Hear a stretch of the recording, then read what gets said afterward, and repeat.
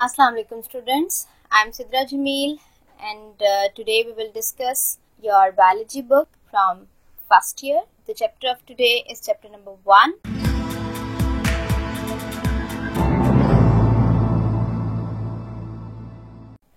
जिसका नाम है इंट्रोडक्शन टू बायोलॉजी। सो इसमें हम पहले मेन इंट्रोडक्शन देख लेते हैं। First of all we must know that what is science actually. तो साइंस को अगर डिफाइन किया जाए तो it is the systematic study of nature. Systematic का मतलब होता है ऐसी स्टडी जिसमें कि ऑब्जर्वेशंस की जाएं, एक्सपेरिमेंट्स किए जाएं और फिर उन एक्सपेरिमेंट्स की बेस पे कुछ लॉजिकल कंक्लूजन्स जो हैं वो कंक्लूड किए जाएं। सो ऐसी स्टडी को हम सिस्टमैटिक स्टडी कहते हैं। क्लियर? सो साइंस जो है जब सिस्टमैटिक स्टडी की गई तो फिर ये बड़ा वास्ट सब्जेक्ट हो गया, ठीक है, इसलिए इसको डिफरेंट ब्रांचेस में हमें डिवाइड करना पड़ा। So science can be divided into major branches, that is biology, physics and chemistry, ठीक है। सो यहाँ पे हम लोग फोकस करेंगे बायोलॉजी पे, that is related about life. So what is biology? Biology actually आपको पता है ग्रीक लैंग्वेज के दो वर्ड्स हैं इसमें, बायोस जिसका मतलब होता है लाइफ एंड लोगोस जिसका मतलब होता है स्टडी ऑफ या थॉट एंड रीजनिंग। सो इसको अगर पूरा मिला के पढ़ा जाए तो it is the study of living things या स्टडी ऑफ लाइफ भी कहा जा सकता है। सो बायोलॉजी में एक्चुअली हम लोग क्या डील करेंगे?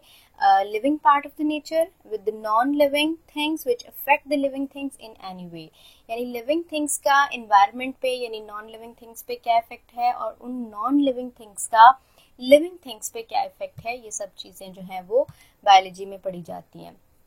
कैरेक्टरिस्टिक्स ऑफ लिविंग थिंग्स, ऐसी कौन सी कैरेक्टरिस्टिक्स हैं हमारे पास जो हमें नॉन लिविंग थिंग्स से या नॉन लिविंग ऑब्जेक्ट से जो है वो डिफ्रेंशिएट करती हैं। So living organisms are highly organised and complex entities, ठीक है। आपको पता है हमारी बॉडी जो है वो मोस्ट कॉम्प्लेक्स मशीनरी है इस दुनिया की।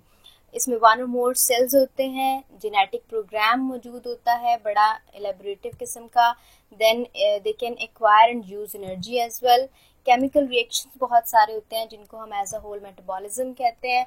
सो they can grow in size and maintain a fairly constant internal environment, जैसे कि होम्योस्टेसिस के बारे में आपने सुना होगा। Then produce offspring similar to themselves like by the process of reproduction, then respond to the change in their environment. So environment में आने वाले किसी भी change को ये फौरी तौर पे respond करते हैं। So ये सारे characteristics जिस चीज़ के पास होते हैं उसको हम living organism या living things जो हैं वो consider करते हैं। सो इन सारी करेक्टरिस्टिक्स को पढ़ने के लिए, इन सब को मद्देनज़र रखने के लिए फिर बायोलॉजी को भी डिफरेंट ब्रांचेस में डिवाइड कर दिया गया जिसमें कि वो डिफरेंट करेक्टर्स को हम डील करते हैं लिविंग ऑर्गेनिज्म के। लाइक इकोलॉजी जो है that is related to the environmental study के किस तरह से एनवायरनमेंट में कौन कौन से फैक्टर्स पाए जाते हैं और उन फैक्टर्स का लिविंग ऑर्गेनिज्म पे क्या इफेक्ट होता है, ठीक है। Then morphology is the form and structure, study of form and structure of living organism. Then physiology जो है वो हमारे different body parts के function को deal करती है. Genetics obviously study of gene and the role in inheritance. Then zoography जो है वो deal करती है distribution of animals with the geographical point of view, कि किस तरह से किस region में जो है वो animals कौन से वाले पाए जाते हैं। Clear? देन पेलेंटोलॉजी है study of fossil fuels, anatomy कहते हैं internal study of living organism को, एवोल्यूशन कहते हैं कि किस तरह लिविंग ऑर्गेनिज्म जो हैं वो चेंज हुए हैं with the passage of time. So embryology is the study of embryonic development and then histology is the study of tissues. तो ये सारी की सारी स्टडीज जो हैं ये लिविंग ऑर्गेनिज्म के डिफरेंट कैरेक्टरिस्टिक्स से रिलेटेड हैं। देन कुछ और ब्रांचेस हमने इसकी डील करेंगे। First of all that is molecular biology. Molecular biology actually जब हम किसी भी लिविंग ऑर्गेनिज्म को उसके मॉलिक्यूल के लेवल पे जाके डील कर रहे होते हैं तो that is molecular biology. Microbiology कहते हैं यूनिसेलुलर ऑर्गेनिजम्स जो कि माइक्रोस्कोप से ही देखे जा सकते हैं उनकी स्टडी को। माइक्रोबायोलॉजी कहा जाता है। देन मेरीन बायोलॉजी जो है वो ओशन से रिलेटेड स्टडी है कि ओशन का एनवायरनमेंट क्या है, वहाँ पे पाए जाने वाले ऑर्गेनिज्म किस तरह के हैं, ठीक है। एनवायरमेंटल बायोलॉजी, एनवायरमेंटल फैक्टर्स क्या हैं और लिविंग ऑर्गेनिज्म पर उनका इफेक्ट क्या है और लिविंग ऑर्गेनिज्म का इन पे इफेक्ट क्या है, ये सारी चीज़ें इसमें डील की जाती हैं। Then fresh water biology, fresh water कैसा है, उसके करेक्टरिस्टिक्स फिजिकल केमिकल क्या है और उसमें कौन कौन से लिविंग ऑर्गेनिज्म पाए जाते हैं। Then parasitology, the study of parasite. Human biology, human के डिफरेंट करेक्टरिस्टिक्स को इसमें डील किया जाता है। देन सोशल बायोलॉजी जो है वो भी ज़्यादातर ह्यूमन बीइंग से ही रिलेटेड है कि हम इसमें डील करते हैं कि ह्यूमन किस तरह से सोशल बिहेवियर जो है वो शो करते हैं। Then biotechnology is the latest branch of biology, जिसमें कि हम लिविंग ऑर्गेनिज्म को टेक्निकली यूज़ करके अपनी वेलफेयर के लिए इस्तेमाल करते हैं और अपनी यूज़फुल चीज़ें जो है वो उनसे बना सकते हैं, लाइक इंसुलिन जैसे बनती है, ठीक है। सो इनको वन बाय वन हम थोड़ा सा इलेबोरेटिव वे में जाके देखते हैं। First of all molecular biology, इसको अगर डिफाइन किया जाए सो इस डेफिनेशन को जिस तरह से ये लिखी हुई है इसी तरह से आप लोगों ने इसको याद करना है। Molecular biology is the branch of biology which deals with the structure of organism, the cell and their organelles at molecular level। यानी अगर हम सेल पढ़ रहे हैं, ऑर्गेनेले पढ़ रहे हैं या पूरा ऑर्गेनिज्म पढ़ रहे हैं लेकिन उसके मोलेकुलर लेवल पे जाके पढ़ रहे हैं तो फिर हम मोलेकुलर बायोलॉजी के अंडर काम कर रहे होते हैं, लाइक स्टडी ऑफ डीएनए, ठीक है। सो जब हम डीएनए को डील कर रहे होते हैं तो इट्स मीन हम मोलेकुलर बायोलॉजी पे काम कर रहे होते हैं। Then environmental biology is the study of organism in relation to their environment, ठीक है। सो इसमें क्या चीज़ें देखी जाती हैं, it includes interaction between the organism and their inorganic and organic environment, especially as it relates to human activities, के हमारी एक्टिविटीज़ पे हमारे environment के organic और inorganic factors का क्या असर होता है। देन माइक्रोबायोलॉजी, तो इसके नाम से ही आपको पता चल रहा है, माइक्रो का वर्ड जो है वो माइक्रोस्कोपिक ऑर्गेनिज्म के लिए है।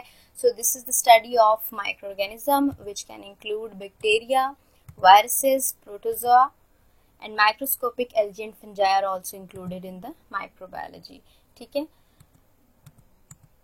नेक्स्ट है हमारे पास fresh water biology. So the branch of biology deals with the organism living in fresh water bodies like river, lakes etcetera, ठीक है। ये फ्रेश वाटर बॉडीज हैं और इसके साथ साथ इन फ्रेश वाटर बॉडीज की फिजिकल एंड केमिकल पैरामीटर्स को भी डील किया जाता है कि यहाँ पे किस तरह का एनवायरनमेंट होता है और किस तरह के लिविंग ऑर्गेनिज्म इसमें रह सकते हैं। देन है marine biology. So this is the study of life in seas and oceans. This include, फिर वही बात, study of the marine life and the physical and chemical characteristics of the sea acting as a factor for marine life, यानी ocean और sea के parameters क्या हैं और इस पे किस तरह की लाइफ जो है वो एग्जिस्ट कर सकती है, ये सारी चीज़ें अंडर मेरीन बायोलॉजी पढ़ी जाती हैं। Then parasitology, so it is the study of parasite. तो पैरासाइट क्या है, एक्चुअली ये वो लिविंग ऑर्गेनिज्म होते हैं जो किसी दूसरे लिविंग ऑर्गेनिज्म की बॉडी के अंदर या बॉडी के ऊपर रहते हैं और उनसे अपनी फूड और शेल्टर लेते हैं, लेकिन इन रिटर्न उस लिविंग ऑर्गेनिज्म को यानी अपने होस्ट को ये हार्म करते हैं, ठीक है, नुकसान पहुंचाते हैं। सो ऐसे लिविंग ऑर्गेनिज्म को पैरासाइट कहा जाता है। सो पैरासाइटोलॉजी में हम किस पैरामीटर्स पे काम करते हैं, स्ट्रक्चर देखते हैं उस लिविंग ऑर्गेनिज्म का, मोड ऑफ ट्रांसमिशन यानी वो किस तरह से होस्ट के पास आया है, लाइफ हिस्ट्री उसकी क्या है, होस्ट की भी, और होस्ट पैरासाइट रिलेशनशिप उनका क्या है, ये सारी चीज़ें जो हैं वो हम पैरासाइटोलॉजी में डील करते हैं। लाइक जब हम मॉस्किटो को डील कर रहे होते हैं, उसका लाइफ साइकिल देख रहे होते हैं, तो हम पैरासाइटोलॉजी पे काम कर रहे होते हैं। नेक्स्ट है human biology. So human biology में हम ह्यूमन को एक्चुअली मैन को डील कर रहे होते हैं और कौन कौन से फैक्टर्स इंक्लूड होते हैं इसमें, फॉर्म एंड स्ट्रक्चर हम उसका देखते हैं यानी मॉर्फोलॉजी, उसकी फिजियोलॉजी देखते हैं, फंक्शन किस तरह से है उसकी बॉडी पार्ट के, हिस्टोलॉजी देखते हैं, उसकी एनाटमी यानी इंटरनल स्ट्रक्चर को देखते हैं, आउटर स्ट्रक्चर को देखते हैं, एवोल्यूशन किस तरह से हुआ ह्यूमन बीइंग का, जेनेटिक्स क्या है किसी एक स्पेसिफिक अगर हम ह्यूमन बीइंग पे काम कर रहे हैं सो हम देख सकते हैं कि उसकी पेडिग्री क्या है, यानी उसकी जीन्स का स्ट्रक्चर क्या है, जीन का पैटर्न क्या है और नेक्स्ट उसकी जनरेशन में क्या पैटर्न हो सकता है। सेल बायोलॉजी पे काम करते हैं, सो इकोलॉजिकल स्टडीज जो है ह्यूमन बीइंग की, ये सारी की सारी जो है वो ह्यूमन बायोलॉजी के अंडर आती हैं। देन सोशल बायोलॉजी पे हम बात करते हैं, तो this is the branch of biology which deals with the study of social behaviour and communal life of the human beings. आपको पता है ह्यूमन बीइंग जो है वो एक सोशल एनिमल है जो कि सोसाइटीज बनाता है, कम्युनिटीज बनाता है, ठीक है। सो इस ब्रांच ऑफ बायोलॉजी में हम इसकी सोशल लाइफ को, सोशल बिहेवियर को डील कर रहे होते हैं। नेक्स्ट हमारे पास biotechnology, so it deals with the use of living organism. Bio का मतलब life, so use of living organism, systems और processes in manufacturing and services industries, यानी हम इंडस्ट्रीज में टेक्नोलॉजी इस्तेमाल करते हुए लाइफ को यूज करते हैं for the welfare of Mankind, अपनी सहूलत के लिए। लाइक इंसुलिन फॉर्मेशन जो आर्टिफिशियली हम लोग बनाते हैं, यानी बैक्टीरिया से ली जाती है और जो है ह्यूमन बीइंग से ली जाती है और बैक्टीरिया जो है उसको फिर नंबर में ज़्यादा कर देता है। आपको पता है बैक्टीरिया 20 मिनट में 1 से 2 में डिवाइड हो जाता है, तो अगर हम बैक्टीरिया में ये जीन इंसर्ट कर देते हैं तो ये जीन जो है वो 20 मिनट में 1 से 2 बैक्टीरिया में चली गई, अगले 20 में 2 से 4, 4 से 8, इस तरह से ये जो है वो बढ़ती जाती है। सो फिर हम वहाँ से इंसुलिन को जो है वो प्योरीफाई कर लेते हैं। तो ये सारे का सारा प्रोसेस जो है वो अंडर बायोटेक्नोलॉजी आता है। Thank you very much for your listening. अपना ख्याल रखिए। अल्लाह हाफिज़।